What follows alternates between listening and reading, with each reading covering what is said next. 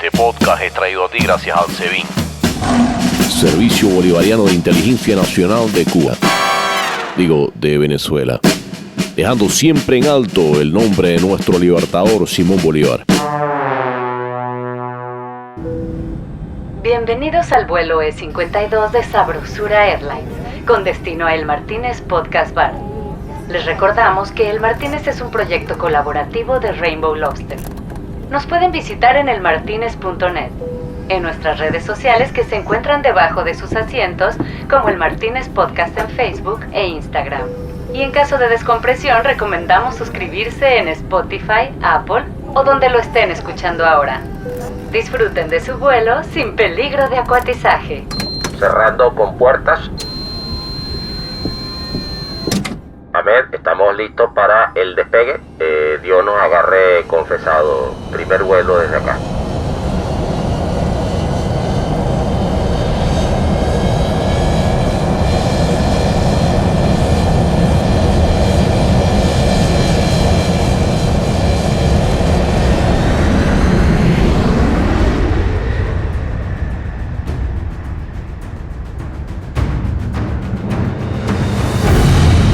Este es el audio del film del nuevo Porsche Martínez 500.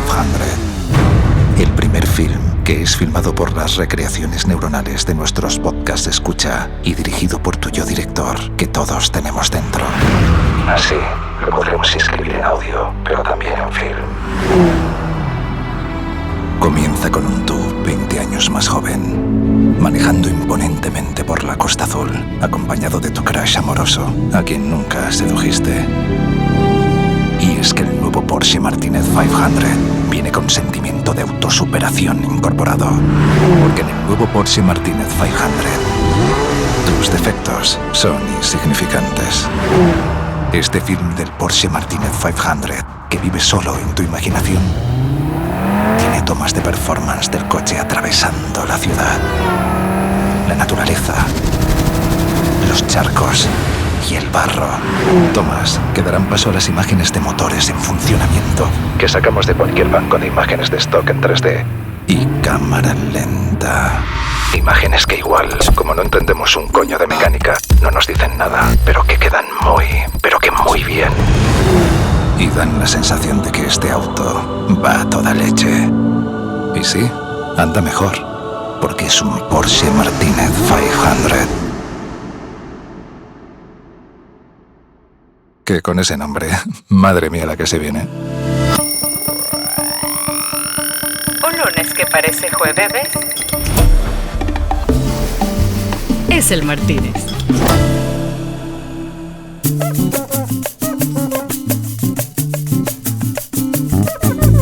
La noche en nuestro bar llegó con botella de ron, tabaco, habano. Mandé a traer unas antigüedades del Floridita y la noche se llenó de un calorcito húmedo, típico del malecón de La Habana. Y es que tenía el honor de recibir a un gran narrador de historias documentales que escribe editando. Me gusta hablar sobre quién es Who is the Writer, dónde se escribe además en Who is the Writer in a Documentary, en un documental de largometraje de 1 hora y media con 400 horas de footage. Yo pienso que la gran diferencia que existe entre un montador de ficción y un montador de documental, el tipo de trabajo que yo hago, la responsabilidad que uno tiene como editor es muy diferente. Uno tiene que encontrar la historia. Él es un film editor y story editor reconocido internacionalmente y miembro de la Academia de Artes y Ciencias Cinematográficas de Hollywood, después de haber hecho una carrera brillante que comenzó en la icónica escuela cubana ICAIC. Por muchos años ha sido colaborador del Sundance Institute y es ganador de un Emmy, además de varias nominaciones y premios internacionales. Esa noche hablamos de lo que significa haber sido hijo de la revolución. Yo formo parte de una generación que es la primera generación de cubanos formada por la revolución, que en su momento de mayor belleza romántica de poder crear desde el talento y de todo lo aprendido, te tiran del tren. Nosotros creíamos que todavía podíamos cambiar la revolución desde el diálogo y desde nuestro aporte generacional. Hasta que Fidel Castro, por ejemplo, se da cuenta a partir de la perestroika de que no, que yo aquí lo único que yo puedo hacer es tirar a todos estos niños del tren. O sea, nosotros terminamos todos en algún tipo de exilio o incilio. El que no se fue para afuera, se fue para adentro, pero se fue. También hablamos de una belleza de película que se titula Herman's House y que narra la relación entre un artista y un hombre condenado por más de 35 años en confinamiento solitario.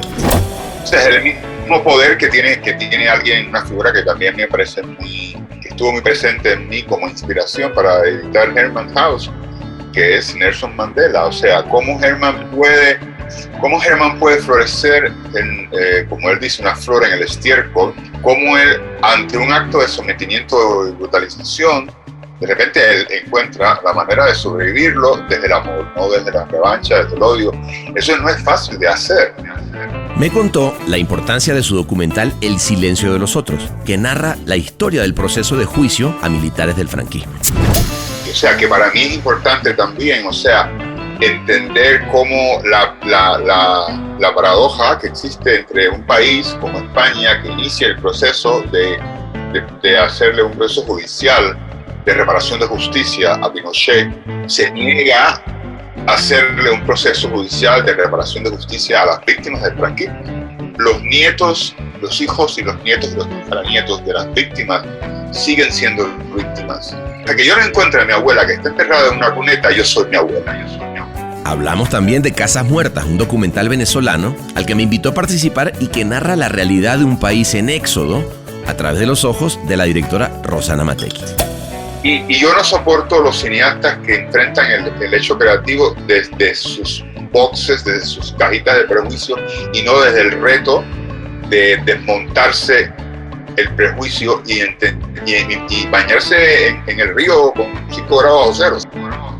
Pasamos también por la importancia de la elección de los personajes en un documental y cómo a veces la realidad sobrepasa la ficción. Este cuento no está contado por una inglesa, ni una francesa, ni una haya. Está contado por ti, que eres una venezolana, que también llevas, como todos los venezolanos que les ha tocado vivir este difícil momento, una casa muerta en tu trauma existencial, porque todos los venezolanos han perdido un país. Incluso los chavistas también han perdido un país. Y terminamos brindando por el fenómeno de movimiento de cineastas venezolanas que están contando la realidad de su país como nadie. A ver, no te cuento más porque quiero que mejor lo descubras tú con un traguito en la mano. Pásale a nuestra sala a degustarte este roncito con nosotros mientras te dejas llevar por los aromas del tabaco en esta noche tropical en pleno invierno canadiense. Afloja tus sentidos y alista el brindis, porque él es Ricardo Acosta. Esto es El Martínez.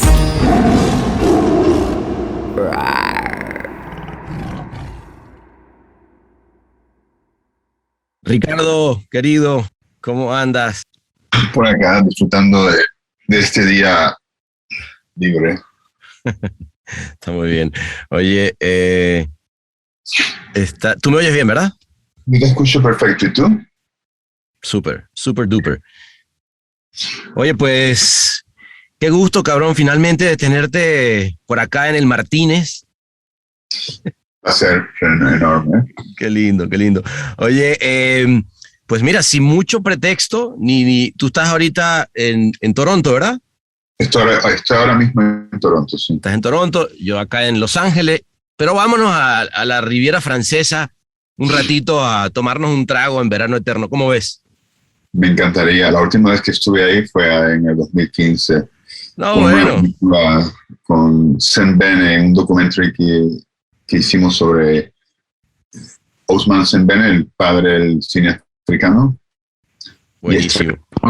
Fue muy emocionante porque estrenamos la película en la misma sala donde él estrenó Black Girls en 1967. No, bueno. O sea, sí, que hay historia. Fue muy... No, pues entonces vámonos para allá, para ese lugar con historia, ¿te parece? Vámonos. Vámonos.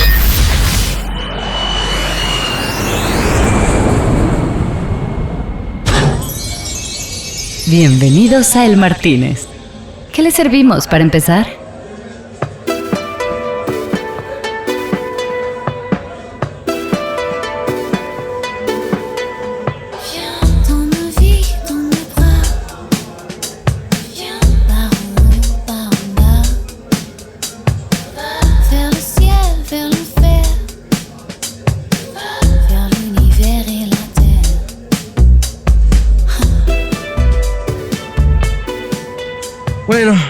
Aquí estamos, Ricardo querido.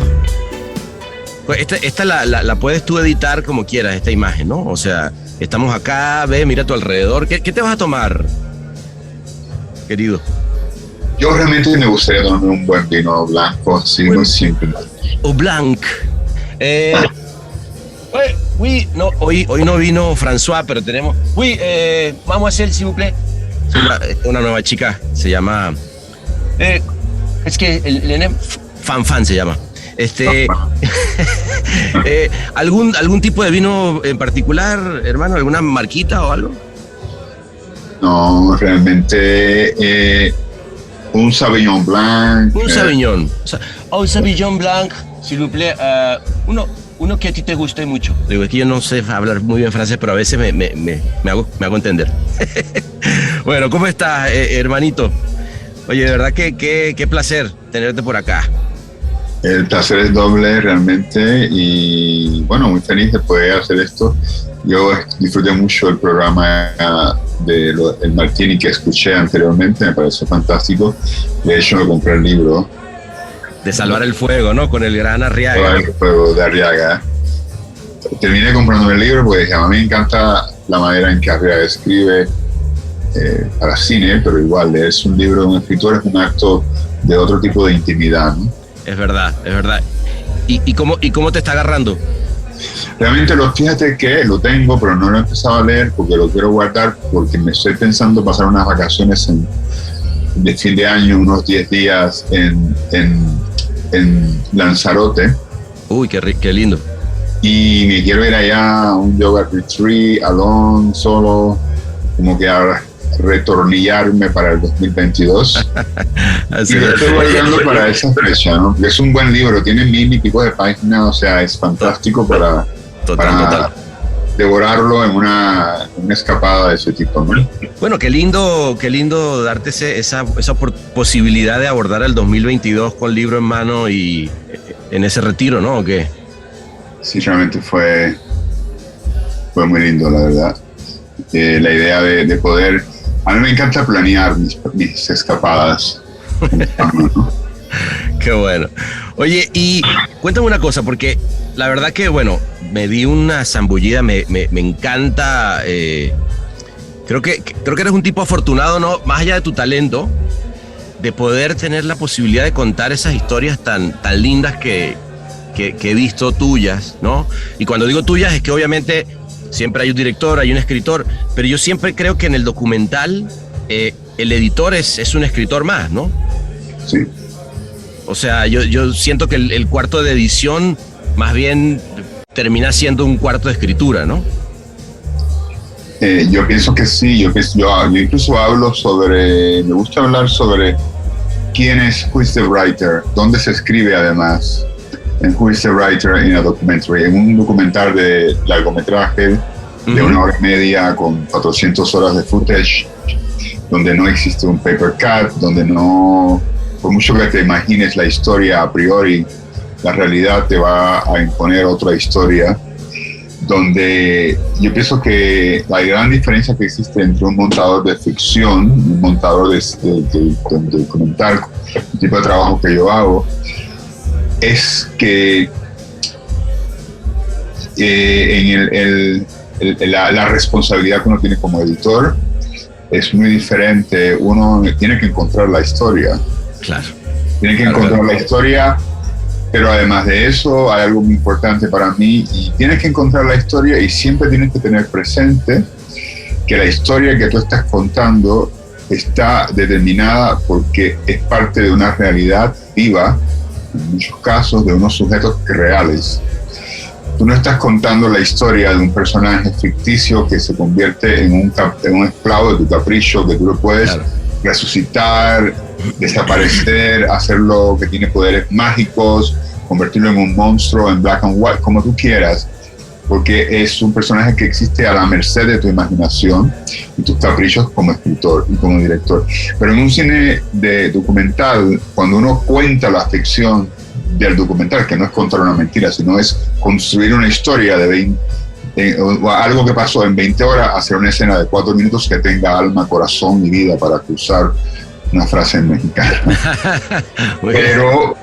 A ver, yo creo que contar desde el documental para un editor requiere entender, es ser un escritor. Uno cuenta a 4 manos con el director y con la ayuda de mucha otra gente, pero uno tiene que, o sea, yo digo que editar es ante todo como saber cómo contar el cuento, ¿no? Claro, pero y no solo como contar el cuento, Ricardo, sino que en tu caso una de las cosas que a mí me parece lindo cuando veo tus cortes es el espacio que le das también al sentimiento, ¿no? O sea, más allá de contarte algo, que creo que eso además es un arte, ¿no? Porque siempre el documental, pues, tiene esta cosa de que, bueno, ¿cómo te lo voy a narrar con alguien en off o te lo voy a poner con su? Porque hay ciertas cosas que no aparecen directamente en el diálogo como quisieras, pero también una de las cosas que yo veo que tú haces mucho y que me gusta es ese momento de dejar esa escena un tiempo nada más con una música. Además creo que la música en tu trabajo es como súper importante, ¿no? Pero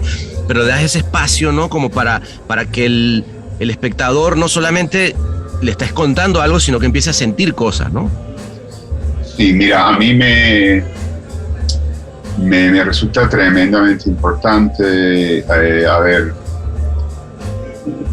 todas las historias que cuento por lo general son de, ¿cómo se llaman en inglés? Difficult conversations, ¿no? Ajá. Conversaciones difíciles.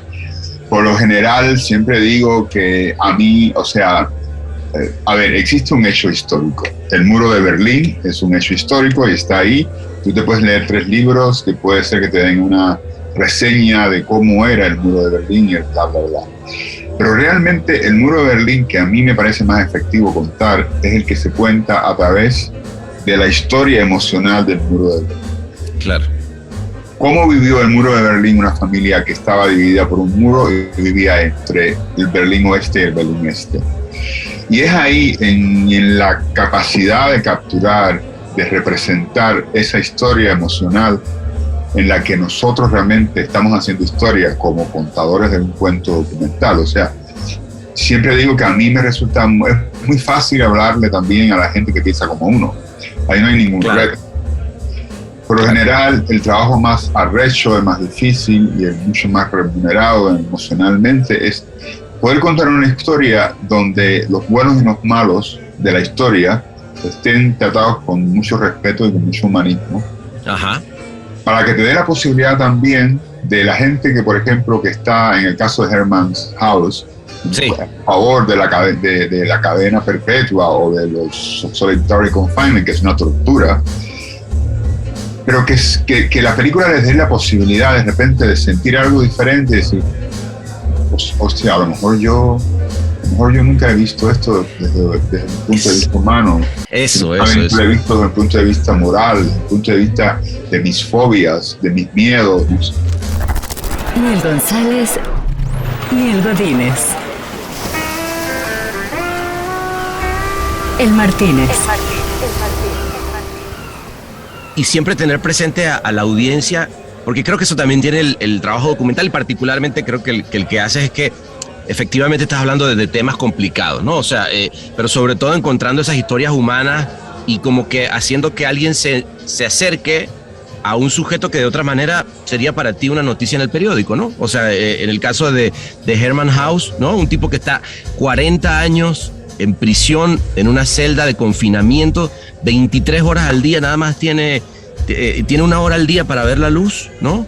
Sí. Y de repente tú te preguntas, pero este tipo está muerto en vida. O sea, es más, creo que es peor eso que la pena de muerte, ¿no?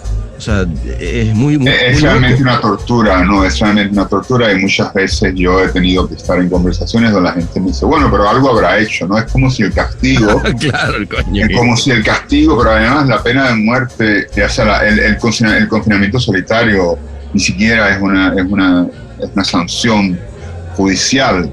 Es una prerrogativa que se dan los carcelarios, los administradores de una cárcel, en un estado tremendamente racista, como pueden ser algunos estados del sur de Estados Unidos. Claro. Donde deciden cada 3 meses que este señor va a estar perpetuamente en una celda de confinamiento solitario. O sea, ellos han decidido someter a Herman a una brutalización, a una deshumanización. Uh-huh. Y lo más hermoso para mí es ver cómo Herman ha encontrado, por ejemplo, la posibilidad en esta película de incluso entender a sus captores, a sus verdugos. Claro, se convirtió en un tipo con compasión, ¿no? Y tú dices, wow, qué nivel de... O sea, es el mismo poder que tiene alguien, una figura que también me parece que estuvo muy presente en mí como inspiración para editar Herman House, que es Nelson Mandela. O sea, cómo Herman puede florecer como él dice, una flor en el estiércol, cómo él, ante un acto de sometimiento y brutalización, de repente él encuentra la manera de sobrevivirlo desde el amor, no desde la revancha, desde el odio. Eso no es fácil de hacer. No, imagínate. No, igual, cuando uno está contando un cuento, uno lo puede contar desde el amor o lo puede contar desde la revancha. Y entonces uno puede hacer algo muy panfletario, muy feo, muy totalitario, claro, y unidimensional. Pero si uno lo cuenta desde el humanismo, desde la complejidad humana, desde el drama existencial, entonces uno puede contar un cuento que de repente va más allá de tu onda expansiva inmediata. O sea, un cuento que puede de repente llamarle conmover incluso a alguien que piense que el confinamiento solitario es un derecho, un deber y una posibilidad que existe para aplicárselo a los presos. O sea, claro. Y eso es algo que, a ver, el documental te da esa posibilidad. El documental puede, o sea, una película como El silencio de los otros, que es muy difícil contarla porque hay ya de entrada un estado de opinión en un país donde no se ha contado el cuento desde 40 años, donde las víctimas no se ha reparado la justicia, pero por otro lado un país que está dividido entre gente que piensa que el franquismo hizo bien en desaparecer a más de 100.000 personas y millones de personas que son los descendientes y los sobrevivientes del fascismo que aún están buscando a sus muertos. Claro, que a mí fíjate que me pegó mucho esa desde lo personal, ¿no? Porque obviamente mi abuelo salió de España, el vasco, justamente por la guerra civil y por Franco. Y de repente, bueno, el drama familiar es otro, ¿no? Porque tiene que ver con el desarraigo, que tiene que ver con... Pero efectivamente, a mí lo que más me llamó la atención es la causa del docu, ¿no? Que es decir, el silencio de otros. O sea, es decir, ahí sencillamente aquí no se va a hablar del tema. O sea, vamos a establecer una incomunicación. Nadie va a hablar otra vez. Aquí se establece una paz, entre comillas, pero lo que va a pasar de ahora en adelante es que nadie va a hablar de lo que sucedió. Y tú dices, wow, qué loco. Y cuando empiezan a hablar y necesitan ir a Argentina para hablar de eso, wow. Pero claro, nadie va a hablar de lo que sucedió, pero no todo el mundo está sobreviviendo lo que sucedió con los mismos privilegios. Claro. Y, o sea, que para mí es importante también, o sea, entender cómo la paradoja que existe entre un país como España, que inicia el proceso de hacerle un proceso judicial de reparación de justicia a Pinochet, se niega a hacerle un proceso judicial de reparación de justicia a las víctimas del franquismo. Claro. Y para ello convierten al juez Garzón en un individuo que le prohíben ejercer. Entonces, la película es muy interesante porque por muchos años incluso yo pensaba, muchas veces la gente habla de España como un ejemplo bueno de cómo se sobrevive, y realmente no lo es. O sea, no hay cosa más dolorosa que el pacto del silencio. Claro. A ver, claro. Hay una cosa para mí yo he aprendido, y últimamente hace 2 días estaba hablando con un amigo sobre eso. Hay 2 personas que son 2 hijos de perpetradores. Uno es el hijo de Franco y otro es el hijo de Pablo Escobar. Claro.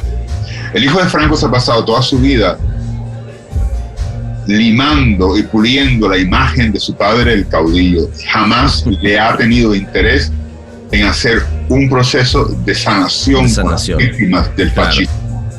El hijo de Escobar es un ser que yo realmente admiro. Increíble, ¿no? Como alguien que se define a partir de que, como él dice, en la lista de las víctimas yo tengo el último lugar.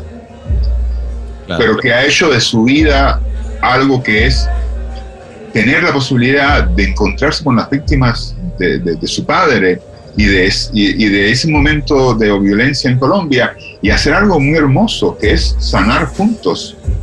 Sí, a mí eso me parece brutal. Y es una diferencia para mí, porque, por ejemplo, y siempre digo, o sea, los hijos y los nietos y los tataranietos de las víctimas siguen siendo víctimas. Es verdad. Oye, hasta que no se repare ese proceso. Los nietos de los tataranietos de los victimarios no tienen que ser victimarios. Claro, no tienen más que haber nacido, ¿no? O sea, les cayó de pronto una... Sí, de haber nacido porque decir, pero yo no soy como mi padre, pero tú no puedes decir, a mí, hasta que yo no encuentre a mi abuela que está enterrada en una cuneta, yo soy mi abuela. Claro. O sea, y eso es importante entender, ¿no?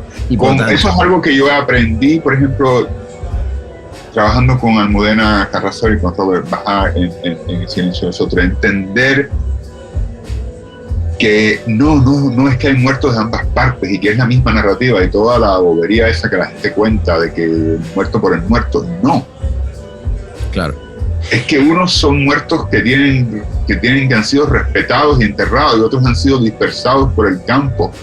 Oye, y ahí, por ejemplo, Almudena y Roberto, ¿de dónde nace? Bueno, me imagino que obviamente tendrá un arraigo con esa historia, ¿no? Algo muy personal, ¿no? Pero me llama la atención cómo ellos dos deciden tomar ese tema en particular y se empieza a desarrollar la historia en 6 años, ¿no? O sea, fueron 6, 7 años para hacerlo. Sí, a mí Robert y Almudena son gente muy linda y que hacen un trabajo muy hermoso como pareja, tienen muchísimo talento, pero es muy interesante porque esta es una película que también es autobiográfica, ¿no? O sea, claro. En el sentido de que ella es la hija de una generación que nacieron en la posguerra.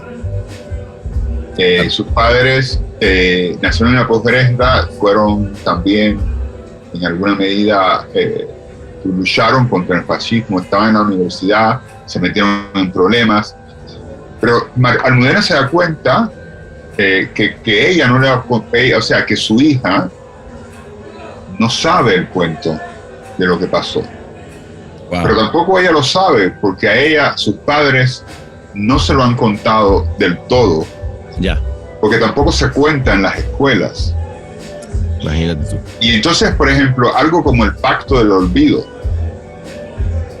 Uh-huh. Un olvido debe bajar a toda la sociedad. O sea, que es algo tan terriblemente morboso, sí, como obligar al silencio a la víctima. Es muy morboso, claro, tal cual. Es morboso, o sea, es obligar a la víctima al silencio. Por favor, ahora todos somos iguales. Yo tengo 5 medallas, tú no tienes ninguno, mis muertos están en una tumba, los tuyos están en una fosa común y todos somos iguales y todos vamos a vivir en paz. Es que no es posible, o sea, no se puede vivir en paz si no se aprende de lo que pasó, ¿no? Claro. Y en ese sentido, Almudena construye la película, o sea, con Robert a partir de una necesidad personal de que ella quería poder contarle a su hija qué había pasado. Y gran motivación, ¿no? Una motivación muy hermosa. Y por ejemplo, ahí pasaron cosas muy interesantes porque, por ejemplo, gente que decía, pero ¿por qué usar la voz de ella? ¿Y por qué no la voz de Javier Bardem o de Penélope? O decía, pero joda, no sé, como un momento, no, es que no, nosotros no necesitamos usar la voz de un actor, estamos usando una voz que emocionalmente tiene toda la apropiación emocional de la historia, que eso es importante, ¿no? O sea, para mí siempre digo, ¿cuál es la voz? ¿Cuál es o sea, cómo suena la voz emocional del cuento? O sea, es muy importante entender eso, ¿no? Chiquitibum, Aladín Bomba, el Martínez. Ra. ¿Desde qué lugar estás, en este caso, los directores envueltos emocionalmente en el tema, ¿no? O sea, yo por ejemplo, veo también linda película que está ahorita in the making, ¿no? Casas Muertas con Rosana. Y proyecto al que tú me hablaste por primera vez y me invitaste y fui feliz de poder entrar y poder hacer un documental que abre. Por formar parte de eso. Es que claro, me encanta porque es la posibilidad de contar un país que se está quedando con gente sola o sea, es una consecuencia de de la migración, que la verdad que yo no había pensado, o a lo mejor lo había pensado, pero no desde un lugar como decir, bueno, ¿qué pasa con esas casas que se están muriendo, ¿no? Que es un poco...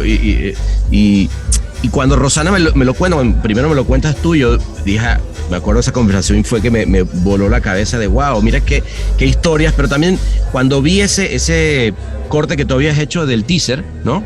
Uh-huh. Me pareció muy interesante, justamente yo decía, wow, y esta voz, mira qué linda voz, y claro, hasta que hablo con Rosana digo, es la voz de Rosana, ¿no? Como directora también involucrada emocionalmente como una venezolana que vive en Canadá y que dice, esto es lo que le está pasando a mi país, ¿no? Sí, es muy interesante. A ver, estamos llegando a territorios muy... a ver, para mí, por ejemplo, Casas Muertas, que es un proyecto en el cual yo he comenzado a trabajar con Rosana desde hace un año y medio, cuando yo hice el teaser con Rosana, ella se iba a ITFA en noviembre del 2019, y yo le dije, tú te vas y yo hago el teaser y cuando llegues ya va a estar listo. Yo hice un teaser y el teaser fue así como que un acto de catarsis, de cómo construir algo que sea lo sumamente fuerte, seductivo, como para que la gente quiera hablar de tu película, ¿no? Claro. Que es lo que puede hacer un teaser, ¿no? O sea, yo siento que un teaser debe ser, si algo debe ser un teaser, es un buen beso. Si algo que te deje así que tú digas, ay, yo quiero más. Muy bien, me encantó la definición de teaser. A ver, si es un beso ahí más o menos, tú dices, ay, no, por favor. O sea, claro, o sea, un teaser tiene que ser, porque es que un teaser es un piropo que tú le echas a la historia, o sea. Claro, está bueno. ¿No? Y en ese sentido, cuando para Rosana era algo nuevo, en el sentido que le dije, o sea, hay algo aquí que tiene que ser narrado por ti. Que no lo podemos narrar con texto, pero tienes que narrar tú porque tú eres parte de esta voz. Mira qué interesante, o sea, viene de ti esa propuesta porque narrativamente es muy fuerte. Es muy fuerte, sí. Es muy fuerte y por ejemplo, ¿quién me informa a mí? O sea, hay muchos prejuicios con relación a quién, si que hace la voz del director en la película, y o sea, todas esas cosas, ¿no? Sí. Y yo no soporto los cineastas que enfrentan el hecho creativo desde sus boxes, desde sus cajitas de prejuicios, y no desde el reto de desmontarse el prejuicio y bañarse en el río con 5 grados bajo cero. O sea, es sencillamente claro. Te tienes que meter a donde no das pies, salir de tu zona de confort. Para mí, por ejemplo, yo aprendí algo muy hermoso, y es que El silencio de los otros sin la voz de Almudena no sería la misma película. Claro. Y es sumamente fascinante porque hay mucha gente que tiene tanto prejuicio con el hecho del voice-over en una película, y hay tanta gente que llega al proceso creativo con toda esta maleta llena de prejuicios. Yo no hago esto. Eso no se hace. Eso no se hace. Y digo, bueno, pero ven acá. Por favor, relájate. Entonces, claro, para mí fue muy interesante entender cómo a mí el silencio de los otros me dio mucha fuerza como para poder ayudar también a Rosana a decirle, mira, este cuento no está contado por una inglesa, ni una francesa, ni una haya, está contado por ti, que eres una venezolana, que también llevas, como todos los venezolanos que les ha tocado vivir este difícil momento, una casa muerta en tu trauma existencial, porque todos los venezolanos han perdido un país. Incluso los chavistas también han perdido un país. No, me gusta que digas hemos, porque tú cada vez más eres venezolano, eso quiero que sepas. No, yo soy, a mí cuando las cosas cambien, me van a tener que dar la arepa de oro. Tal cual. La orden de la arepa de oro. Claro. No, pero fue muy importante porque, por ejemplo, esta es una película en la que Rosana hizo un ejercicio nuevo para ella como cineasta y peligroso, y es, ok, yo también puedo narrar en mi historia. Pero uno no puede narrar, pero para narrar en tu historia tú tienes que entender por qué tú vas a narrar, ¿no? Y es, por ejemplo, ahora mismo que hemos expandido el teaser que tú has visto. Me encantó, por cierto, ese nuevo la idea de tener 3 personajes para nosotros, después de haber hecho aquel teaser, que el primero, nos fuimos al campo, a la finca de un amigo, y nos pasamos 2 semanas ahí encerrados, porque yo le dije, Rosana, el teaser está muy bueno, pero la película no puede ser eso, tiene que haber más. Claro. Y nos fuimos al campo a tratar de entender cuál era la casa muerta que queríamos contar.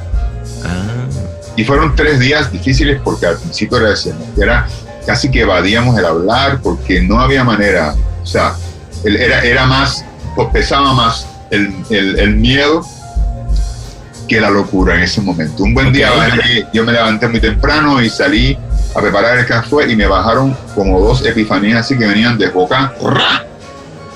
Y dije, mira, aquí están. Y nos entendí y le dije, bueno, ¿y qué pasa si realmente olvídate del escritor que originalmente escribió esta obra? ¿Qué pasa si de repente también hay una casa muerta que es la historia de un hombre que cuida casas de gente que se ha ido del país? ¿Y qué pasa si una casa muerta es una familia que se está preparando para irse? O una mujer que está embarazada y su hijo y su marido es un preso político y está pariendo sola. Porque todas son formas de una casa muerta. Y salimos de la literalidad y nos vamos a un territorio mucho más fuerte. Más simbólico, ¿no? Simbólico. Y fue muy interesante porque en ese momento entonces fue cuando nos soltamos el pelo y dijimos, arriba, pero suerte y carretera, porque nos dimos cuenta de que, bueno, sí, claro, exactamente, así es como lo podemos hacer. Y fue un acto de empowering, o sea, a la directora, a Rosana, eso así como que vio la película, ¿no? Qué bueno. Con que algo que ella sabe hacer muy bien, como buena directora que es, pero fue un proceso difícil encontrar, sí, la historia de Isabel es linda, pero ¿qué vamos a hacer más allá de Isabel? No, pues salud por esa epifanía, porque la verdad que creo que, mira, salud, vale, porque está realmente lindo ese viaje, ¿no? Porque también es ese viaje creativo, por eso te decía que insisto, la figura del editor en el documental tiene mucho más de brainstorm y de escritor, ¿no? Y de writer's room, más que de meramente editorial, ¿no? Que a mí lo que me parece interesante también es tú con tu propia historia, ¿no? Porque, a ver, yo te he visto haciendo documentales que hablan de España, sobre Colombia, ¿no? Marmato, ese pueblo minero aguerrido que no se dejó, digamos, reducir a una inundación, ¿no? Y luchando contra el gobierno y contra las corporaciones, pero de repente tienes Érase una vez en Venezuela, que habla también del drama venezolano, pero de un pueblo chico. Y de repente yo me pregunto, bueno, tú saliste en el 93 de Cuba a Canadá, lo cual ya de por sí, un cubano en Canadá me suena como algo interesantísimo desde ese lugar, si hablamos de desarraigo y de migración, ¿no? ¿Cómo te ha esa experiencia de desapego de la tierra, etcétera? Obviamente tiene que haber influido, ¿no? En todas las decisiones que has hecho a la hora de hacer estas historias, ¿no? El Martínez. Un twist de chinchón con un splash de chimpaticón. El Martínez. Yo siempre digo que yo me fui al norte del norte. Claro, tal cual. Los cubanos tenemos esa expresión, así como yo soy medio venezolano, tú eres medio cubano. Así, sí, tal cual. Por el camino de los afectos, ¿no? Así es, no, así es. En otras nacionalidades. Bueno, nada, yo en Cuba se dice, se fue para el norte cuando alguien se va para Miami. Bueno, pues yo me fui al norte del norte, vaya, porque yo no me podía ir al norte, yo tenía que irme más allá, porque yo también salí de Cuba, lo mío fue un divorcio, yo me divorcié de mi relación abusiva, es complejo, a uno le toma mucho tiempo entender que yo llevo 33 años en una relación abusiva con este sistema, con este papá Fidel, con este papá Revolución, en el cual cuando yo no hago las cosas como ellos quieren, me dan un GT, me dan un garnatón, me meten preso, me castigan, me dejan de hablar, me expulsan, me amonestan. Y encima de eso me dicen, pero tú tienes que seguir creyendo en mí. Ajá. Y entonces, claro. Relación abusiva, sí. Sí, una relación abusiva y me toma mucho tiempo. Es tan abusivo que incluso yo salgo de Cuba, llevo varios años años entre salir de Cuba a festivales como programador y viendo películas y qué sé yo, y siempre regresaba, porque por supuesto la primera generación educada completamente en la revolución. Yo nací en 1960, yo y todos los amigos de mi proyecto... Hijo de la revolución. Hijo de la revolución. Somos el experimento del hombre nuevo, ¿no? Claro. Y yo regresaba a Cuba siempre con el deseo, porque yo tenía un compromiso con mi colectivo, con mi grupo, con Marco Antonio Abad, el gran amigo. A ver, nosotros creíamos que todavía podíamos cambiar la revolución desde el diálogo y desde nuestro aporte generacional. Hasta que Fidel Castro, por ejemplo, se da cuenta a partir de la perestroika de que no, que yo aquí lo único que yo puedo hacer es tirar a todos estos niños del tren. Nos tiraron a todos del tren, o sea, sencillamente él se dio cuenta de que no. De que el hombre nuevo... Sí, el hombre nuevo que haga la cola. Sí, que pregunte quién es el último y cuando yo me muera, a lo mejor. Pero no, aquí nadie, o sea, ustedes no van a ser dueños de ningún destino. Ustedes van a meterse, el proyecto de ustedes, mi proyecto que lo decido yo. Entonces fue muy complejo, ¿no?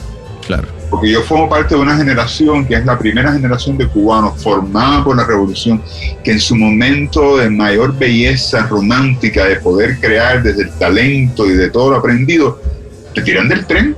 Wow. O sea, nosotros terminamos todos en algún tipo de exilio o incilio. El que no se fue para afuera se fue para adentro, pero se fue. Porque realmente en Cuba hay dos maneras de irse. Uno se puede ir a Miami o a la nada. Wow. Y las dos pueden ser nefastas. Claro. Para tu proceso de crecimiento o para tu proceso de desarrollo como artistas.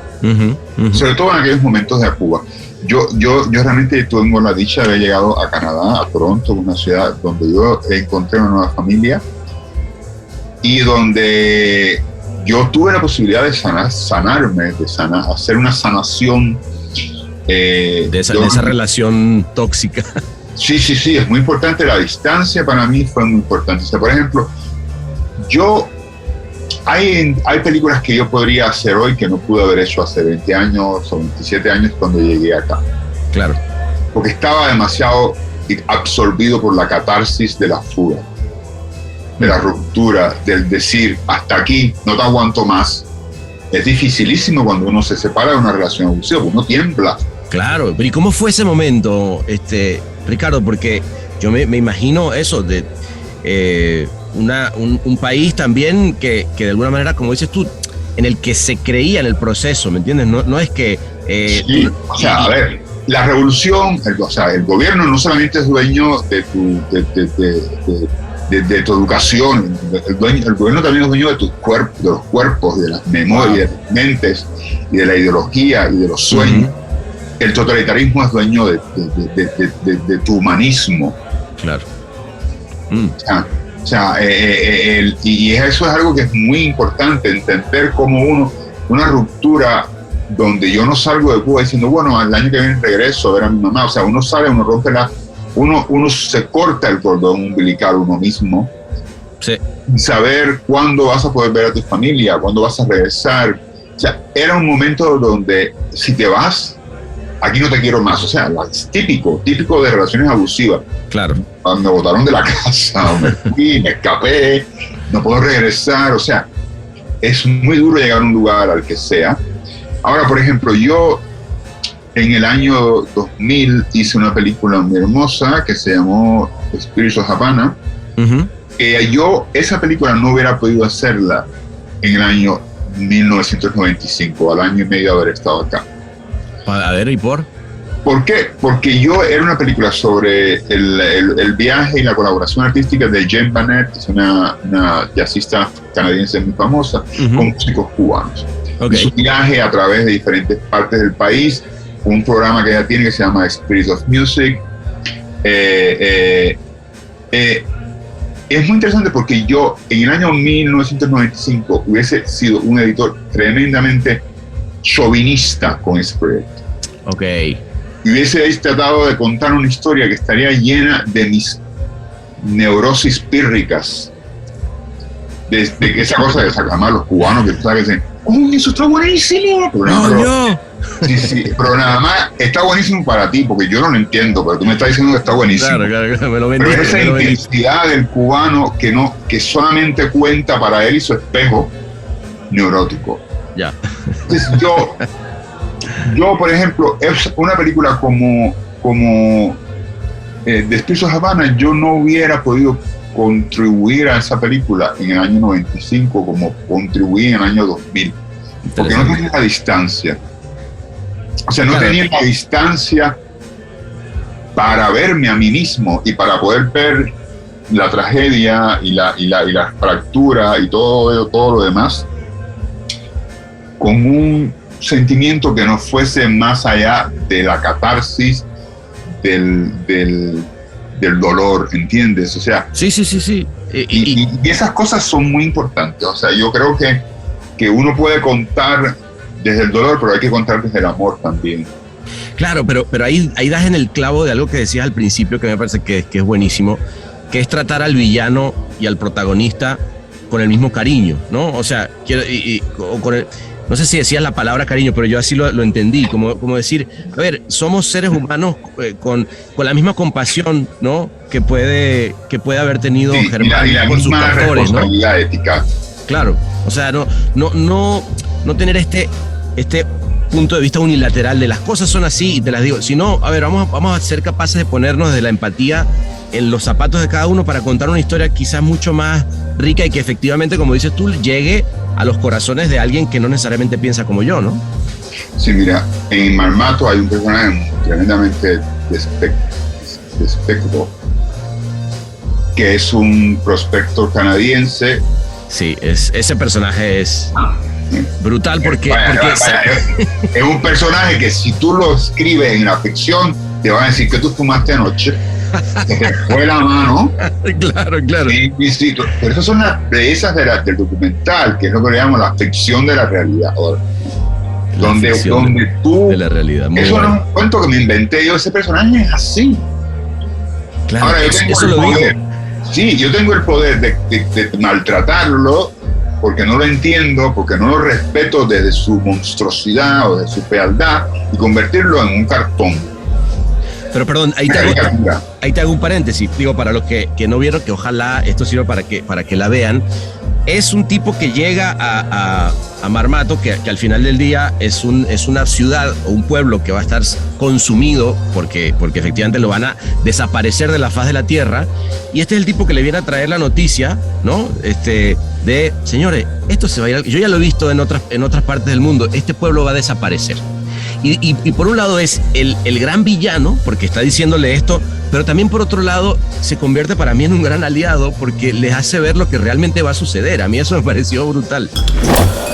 Un bar transformado en podcast es el Martínez. Sebastián, tú realmente hay una empatía, me encanta que pienses así, porque es que exactamente. Y para mí eso es su gran ofrenda a la historia, ¿entiendes? O sea, a ver, si un minero dice, aquí los señores de la transnacional van a venir y nos van a yo puedo pensar que él lo que está es paranoico. Pero si viene el señor de la transnacional y me dice, oye, yo voy a hacer esto, te lo aseguro, claro. De entrada, vamos, o sea, es que a nivel dramatúrgico él está construyendo de una manera tremendamente poderosa a que la historia funcione. Tremenda. Ya de entrada yo a veces tengo que agradecérselo. Y estar tremendamente agradecido y tratarlo con el mismo decoro, con el mismo respeto narrativo con que trato a Dumas, que sería su alter ego. Al protagonista, claro. Y y es interesante porque a mí hay gente que me decía, pero yo no lo soporto, pero ¿por qué tú le das tanto tiempo en pantalla? ¿Por qué tú hablas tanto de él? Y digo, chico, porque es que yo, sin él, la película sería chueca.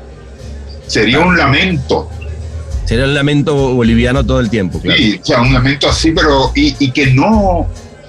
A ver, yo tengo que ser muy agradecido de eso como artista, de cuando un sujeto real, porque no es un tipo inventado por ti o por mí, sí, es alguien que existe y se involucra conmigo al darme semejante confesión Además que es buenísimo en cámara, buenísimo. Es buenísimo porque además yo creo que incluso hay una parte, Ricardo, y no sé, que igual me la fui yo nada más, pero donde realmente sí sientes que el tipo se lo está diciendo hasta con cierta preocupación. O sea, dentro de todo lo hijo de puta que puede ser él, hay una cosa de él decir, yo sé que cuando vuelva, este pueblo no va a existir. Y también hay... Sí, porque claro, si él es muy fiscarraldo, él se involucra, o sea, él es el tipo que te dice algo y de repente hace y escupe. Me pareció buenísimo que le haya dejado la escupida después que está diciendo. Yo vivo para esos momentos, que es como yo vivo, claro. Poniendo el sello expresivo a un momento narrativo, ¿no? Y claro, es el tipo que hace eso y el tipo que también le está hablando a esta gente desde algo. Él se involucra, o sea, él no tiene la frialdad del hombre que colecciona rocas en un super flat de Medellín, que es. No, él no es esa persona. Claro. O sea, claro. Él existe a otro nivel, como también el italiano que viene a negociar y que es tan arrogante, el tío, pero arrogantísimo. Arrogante y le hace los shows para que toda la gente en el pueblo esté, ¿no? Pero le funciona, porque le funciona. Es un productor. No, es muy bueno. O sea, perdón, hay un momento en la película, ¿no? En Marmato, donde efectivamente se está yendo todo al diablo y ellos encuentran el marketing. Dice, perfecto, al pueblo hay que convencerlo a punta de marketing, ¿no? Lo vamos a hacerle los eventos al pueblo y todo, y los bailes folclóricos, y de repente empiezan a ganarse al pueblo, ya no desde los chingadazos, no, la violencia, sino desde el corazón, y terminan las hijas diciendo, la hija del protagonista diciendo, es que yo quiero usar el morral que me regaló el italiano, y tú dices, wow, que... Ay, papá, pero esto usted ahora me va a regañar. Papi, que es tan linda ella, porque además, y seductora, papá. Seductora.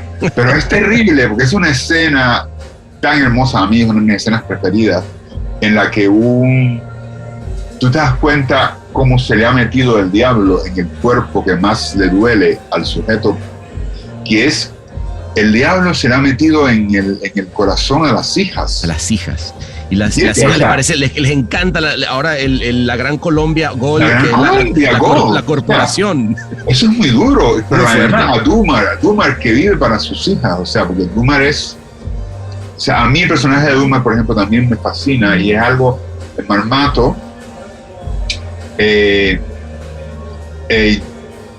Mark Grieco, el director, se metió 4 años filmando solo ahí arriba en esa montaña, pasando tremenda hambre, y viviendo ahí encerrado con toda la intensidad de un fotógrafo talentosísimo que estaba recorriendo Sudamérica, joven, acababa de salir de su universidad, pero no tenía la más mínima idea que se iba a encontrar con esto, y su intuición le dio por filmar, y él filmó, pero no tenía la experiencia para contar ese tipo de cuentos, ¿no?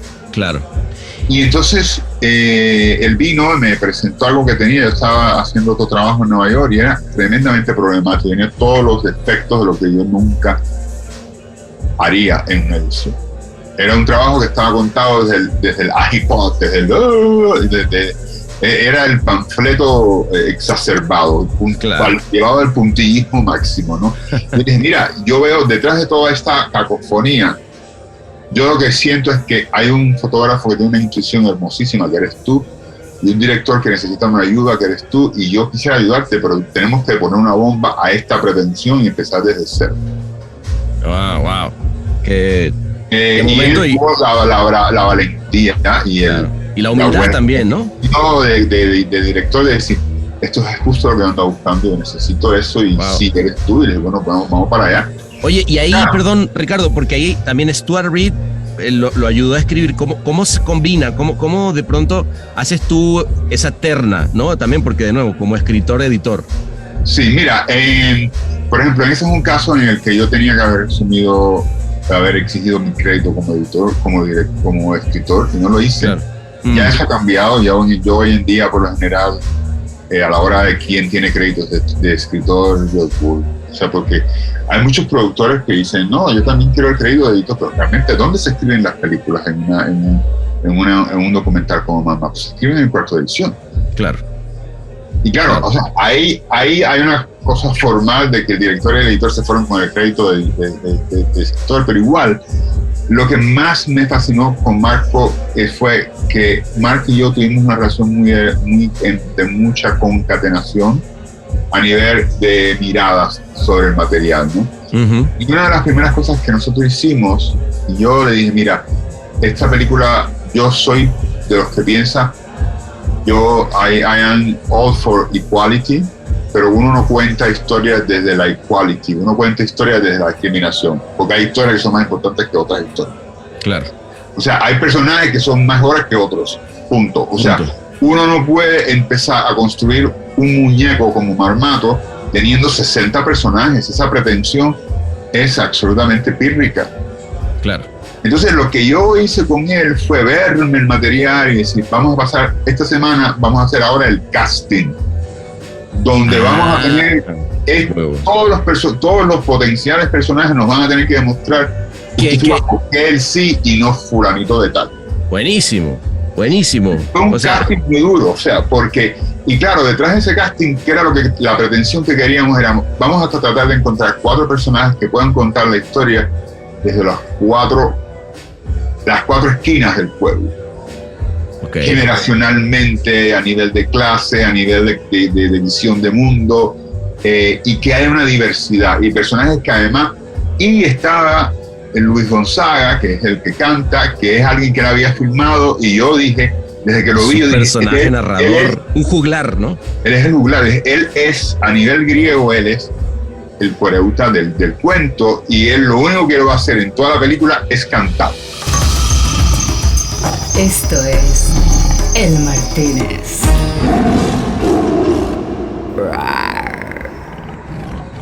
Me encantó ese personaje, porque además lo mismo canta él contra el proceso que a favor. O sea, o sea, no, tampoco es que En este caso lo que hicimos fue, hay cosas, o sea, él usa una métrica que es la 18ª, que a mí me resulta familiar, pero no, yo necesitaba que él me narrara ciertas cosas, entonces lo que hicimos fue irnos a Marmato, pasamos 2 días con él, y yo le escribía, mira, esto es el cuento que quiero que me cuente, pero ya se lo escribía en la métrica. Bueno, espérate, pero claro. ahí hay una, digamos, es influir desde un lugar interesantísimo, porque es cómo vamos a tener una voz narrativa, pero ya que él es músico, pues démosle entonces lo que necesitamos que nos esté contando, claro, y que no sea voz en off. Y que no sea voz en off, sino él se convierte en un narrador, o sea, claro. Frases como que el precio del oro le alegra los corazones, o sea, esas frases así que salieron de esta cabecita, pero yo no, o sea, ¿qué era lo que no podíamos hacer? Darle la responsabilidad a él de construir de escribir algo que él no tenía todos los elementos para entender. Eso digo, ahora que me lo cuentas desde ese lugar, me parece increíble, porque hay 2 cosas que me llevo de esto que me estás diciendo. Por un lado, vamos a ver todo el material en bruto, y ese va a ser nuestro casting para elegir, para construir la ficción de la realidad, que me gusta ese término, ¿no? O sea, hay que entender que necesitamos antagonista, que necesitamos un protagonista, que no podemos contar una historia de 60 personas que tal, eso por un lado. Y luego la decisión de la voz narrativa, ¿no? O sea, decir, bueno, y a este músico que a lo mejor lo encontré en un pietaje por allá, le vamos a dar la labor de narrarlo, ¿no? Me parece fantástico, porque ahorita que estás leyendo, que vas a empezar a leer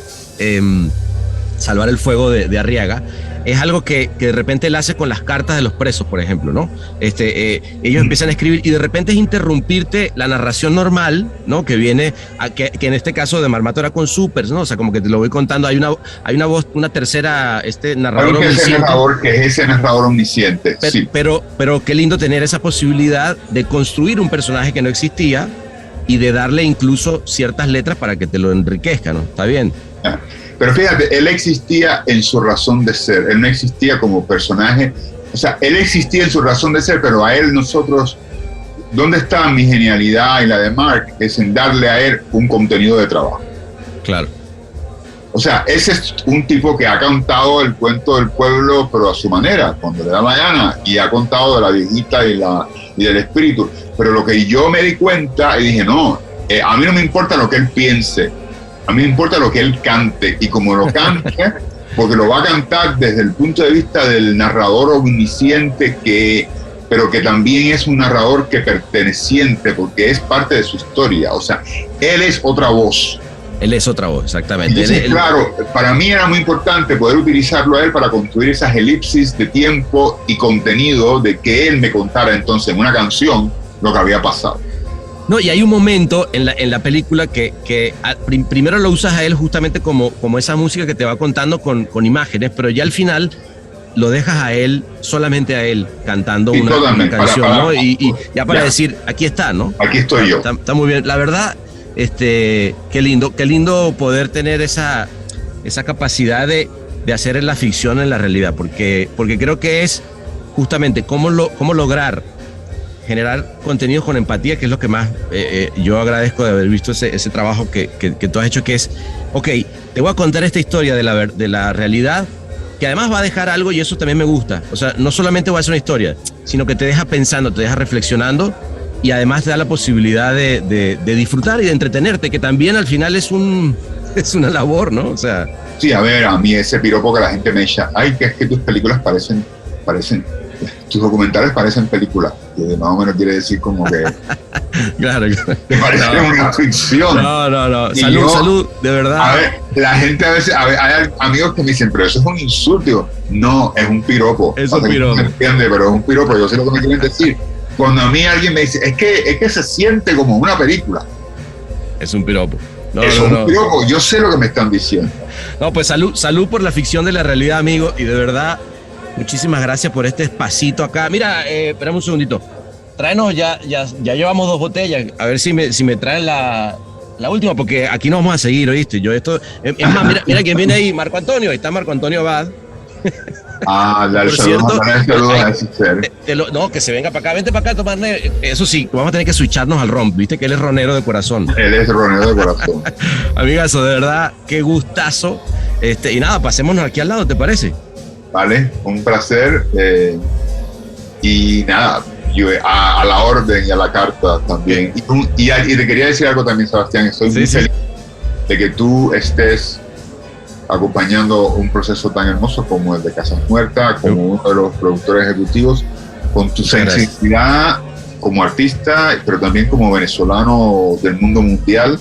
Creo que es muy importante que existan seres de luz como tú que ayuden a contar la historia traumática de lo que se está viviendo, ¿no? No, qué lindas palabras. Más bien gracias a ti por darme esa oportunidad, porque de verdad era algo que yo estaba buscando. Yo fíjate que cuando vi Eras una vez en Venezuela, Ricardo, yo fue así como de wow, y vi que estaba Claudia y dijo, no puede ser que ella sea amiga mía y yo no haya podido estar involucrado de alguna manera en un documental que cuenta algo de mi país. Entonces, más bien para mí, créeme que es una gran posibilidad poder ayudar y ser parte además del proceso creativo. Me va a encantar que nos sentemos en esa y le dije a Rosana, oye, nada más no me dejen fuera, yo quiero estar teniendo este tipo de discusiones y aportar algo, ¿no?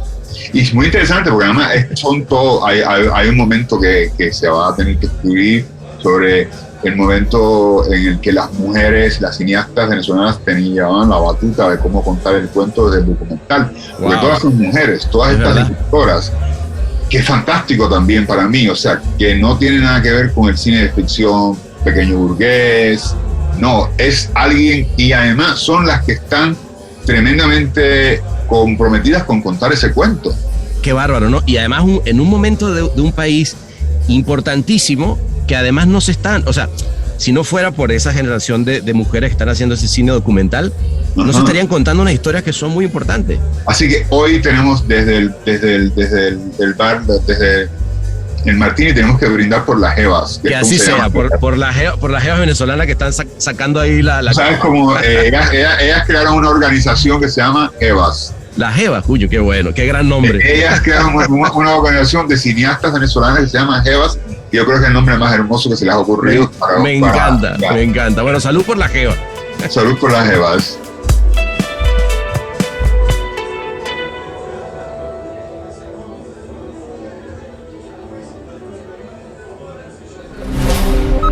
Todos los derechos reservados y todos los torcidos depravados. El Martínez.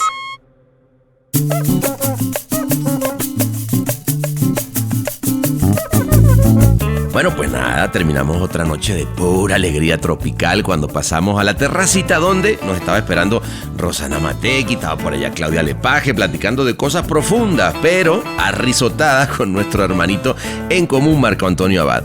Bueno, la noche se puso, tú sabes, más interesante aún cuando salió a la discusión si era mejor el ron diplomático o un reserva cubano, que no me acuerdo cómo era el nombre.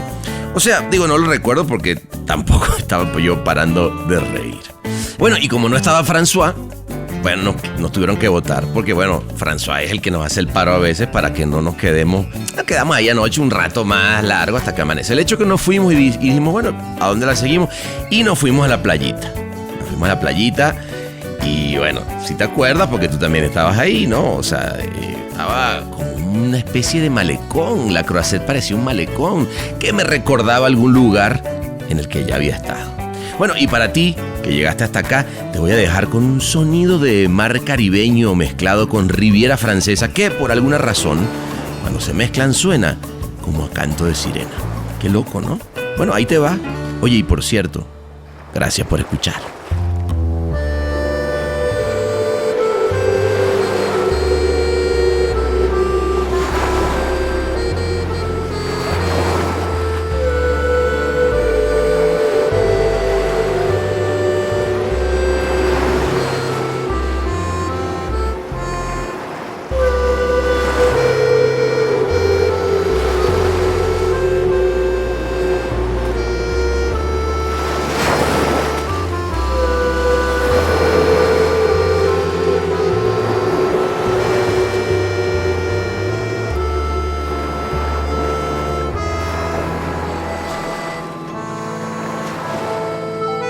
El Martínez es mezclado y musicalizado por el mixer Ahmed Cosío en Ciudad de México.